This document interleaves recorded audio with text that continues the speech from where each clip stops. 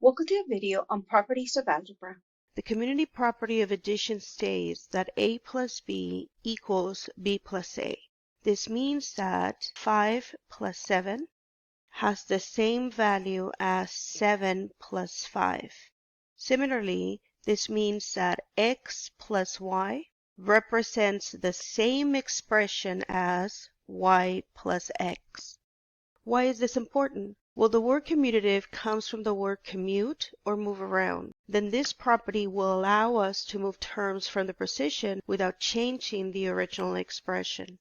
Let's now look at the community property of multiplication. The community property of multiplication states that a times b equals b times a. For us, this means that 5 times 7 has the same value as 7 times 5. Similarly, this means that x, y represents the same expression as yx.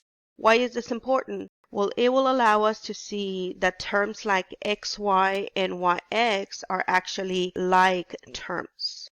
Just like the community property, there's two associative properties, one for addition and another for multiplication. Let's begin with the associative property of addition. This property states that when you're adding multiple terms, in this example there are 3, we can add the first 2 terms and then add the third one, or we can add the last 2 terms and then add the first one. For us, this means that if I have an expression such as 13 plus 8 plus 2, where they're asking me to add 13 plus 8 first and then 2, I can actually add 8 plus 2 first and then add the 13. Notice how by changing the parentheses, it becomes easier to add the 8 plus 2 first and then add the 13. Similarly, if I have an expression like 2y to the second plus 3y, and then they're asking to add a third term of 2y,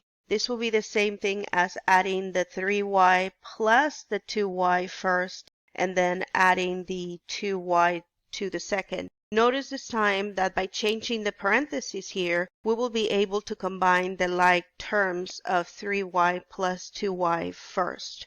Let's move now to the associative property of multiplication. This property states we can multiply the first 2, then multiply the third one, or we can multiply the last 2 and then multiply the first one. For us, this means that if I have or are being asked to multiply 13 times 5 and then multiply times 2, I can actually multiply the 5 times 2 and then multiply the 13. Again, just like before, by changing the parentheses, it's easier to multiply 5 times 2 first and then multiply the 13.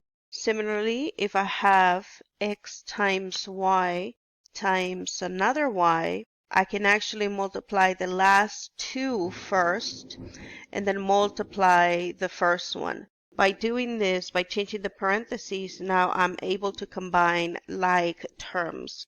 So why is this important? It will allow us to simplify our addition or multiplication and also allow us to combine like terms.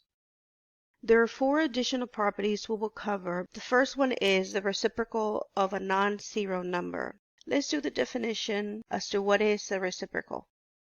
A reciprocal states that if you have a number or a fraction, let's say a over b, to find the reciprocal of this fraction, all we have to do is flip the fraction. That's b over a. Let's do it with an example with numbers. If I have 2 over 3, then the reciprocal of this fraction will be 3 over 2. Now, if I have a whole number, let's say a 5, the first thing I have to do is I have to change it to a fraction, so then this becomes 5 over 1. That's how we change a whole number to a fraction. And then we can do the reciprocal by flipping that fraction, which becomes 1 over 5. That means that the reciprocal of 5 is 1 over 5.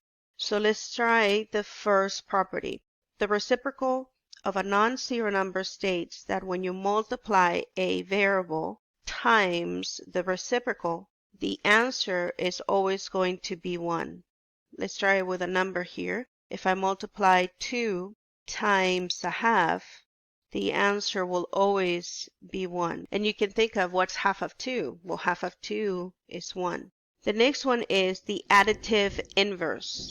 This one says that when we add the variable opposite in sign, the result will be 0. So here it is. If I have a variable and I add it to the one opposite in sign, then the result will be 0.